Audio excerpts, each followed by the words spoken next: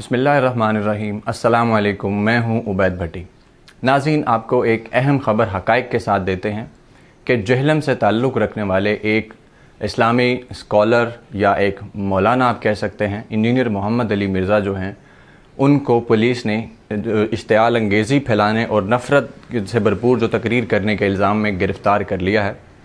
अब उन्होंने क्या बातें की हैं या किस तरह से वाक़या पेश आया, वो तफ़सील बताने से पहले आप हमारे चैनल को सब्सक्राइब कीजिए और बेल आइकन का बटन दबाइए।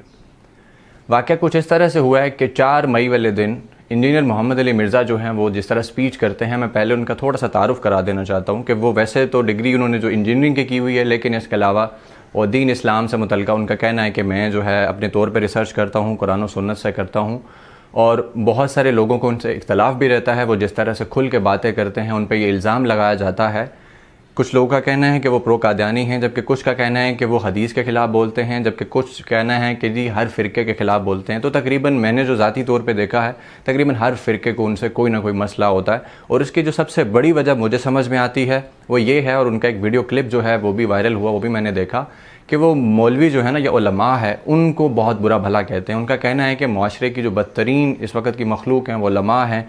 इससे वो कुरान हदीस का हवाला भी पेश करते हैं और उनके लिए सख्त तरीन अल्फाज इस्तेमाल करते हैं कि ये उलमा जो हैं ये बिगाड़ का सबब हैं, यही सबसे बड़े मुजरिम हैं, माशरे का जो जुर्म है इन्हीं के सर जाता है और बहुत बदतरीन लोग हैं। खैर, इसके अलावा 4 तारीख को ये हुआ कि वो बात कर रहे थे कोई बैत के हवाले से कि इस्लाम के अंदर जो है बैत का कॉन्सेप्ट क्या है और किसकी बैत हो और किस तरह से हो, उसके जो असूल व ज़वाबित हैं उनके ऊपर बात करते हुए उन्होंने कहा कि जी कुरान और हदीस ये कहता है कि जब एक अमीर जो है वो मौजूद है तो उसकी जब बैत हो गई है तो उसकी मौजूदगी में अगर कोई और उठता है और अपनी बैत करवाता है तो उसको कत्ल करने का हुक्म है।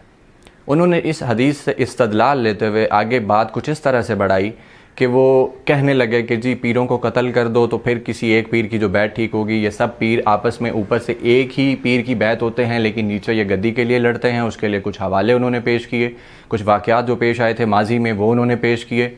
फिर साथ साथ उन्होंने बताया कि जी अभी भी कत्ल कर रहे हैं और कत्ल कर देना चाहिए। मैं तो कहता हूँ कि कत्ल कर देना चाहिए, फिर आप बैत कर लें, फिर हो सकती है, वैसे नहीं हो सकती। साथ उन्होंने ये भी कहा कि अब कोई कत्ल हो तो ये ना कहना कि मेरी वजह से कोई कर रहा है, लेकिन वैसे ये हो रहा है।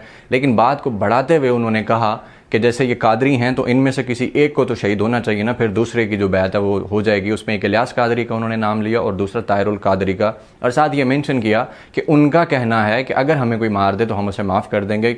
बल्कि उन्होंने कहा कि अगर कोई हमें शहीद कर दे, कि वो अपने लिए शहीद के लफ्ज़ बोलते हैं, तो इनमें से किसी को मार देना चाहिए।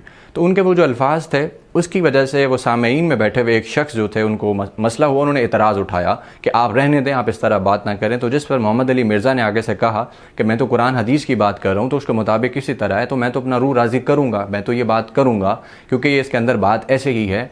और ये मतलब और उन्होंने 1-2 हवाले पेश कर दिए, तो जिस पर उस शख्स ने थोड़ा रेजिस्ट किया तो उसके बाद बात आगे चली गई। तो जो पुलिस एहलकार हैं जहलम थाना सिटी के, उन्होंने जो है ये FIR अपनी मुद्दईयत में कराई है। 153A का उनके ख़िलाफ़ जो है वो दफ़ा के तहत मुकदमा दर्ज हुआ है, जिसके मतलब उसमें आता है कि जी दूसरे फ़िरक़ों के ख़िलाफ़ जो है वो नफ़रत पैदा करना, नफ़रत फैलाना या किसी पे कत्ल के उकसाना या जो माशरे के अंदर जो बिगाड़ है या इंतशार है या इसके अलावा फितना है उसके लिए उभारने के ऊपर ये दफ़ा लगती है। अब उनको गिरफ़्तार कर लिया गया है 5 मई को। अब उसके बाद सोशल मीडिया पे भी काफ़ी उनके ऊपर तनकीद चल रही है। इससे पहले बहुत सारे लोग तनकीद करते थे, उन पे ये भी इल्ज़ाम है कि वो हज़रत अमीर मुआविया जो हैं उनके ख़िलाफ़ भी बहुत सारी सख्त बातें करते हैं। तो उस पर भी काफ़ी लोग उनसे शाकी थे, उनके बारे में कंप्लेंट्स करते रहते थे। लेकिन बाकायदा तौर पर उनके ख़िलाफ़ पहली दफ़ा ये मुकदमा दर्ज हुआ है। उनका जो वायलेंस इंसाइट करने की उन्होंने कोशिश की, चाहे वो जिस अंदाज से भी बयान कर रहे थे, लेकिन उनका जो लहजा था, जो अल्फाज थे, उससे वहाँ बैठे हुए लोग जो हैं उनको भी इससे मसला हुआ। जबकि जो सुनने वाले लोग हैं उन्होंने भी इस पर शदीद एतराज़ किया कि ये कोई तरीका नहीं है कि आप अपनी बातों या कुरान हदीस का जो आप आड़ लेके आप उलमा को इस तरह से बुरे तरीके से मतलब बुरा भला कहें, गाली तक निकालें, उनको बदतरीन मखलूक कहें या फिर कुरान का हवाला दे के आप उनके लिए कोई बुरा लफ्ज़ इस्तेमाल करें।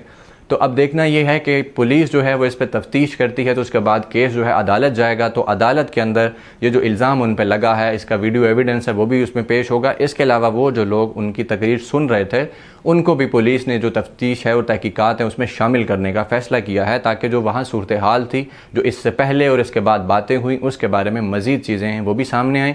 इसके अलावा वो जो अक्सर बसा औकात तकारीर करते हैं, तो उस पर भी उनके जो सामीन हैं, जो उनके लिसनर हैं, उनसे भी जो है वो तहकीक की जाए। अच्छा, इसके अलावा एक और अहम तरीन बात यह है कि इंजीनियर मोहम्मद अली मिर्ज़ा जो हैं वो काफ़ी मकबूल भी हैं। ख़ास तौर पे यूट्यूब पर उनका अपना चैनल है जिस पे लाखों मतलब मिलियंस में उनके व्यूज़ हैं और उन हज़ारों में उनके सब्सक्राइबर हैं, तो लोग उनको बहुत शौक़ से सुनते हैं। इख्तलाफ करने वाले इख्तलाफ भी करते हैं।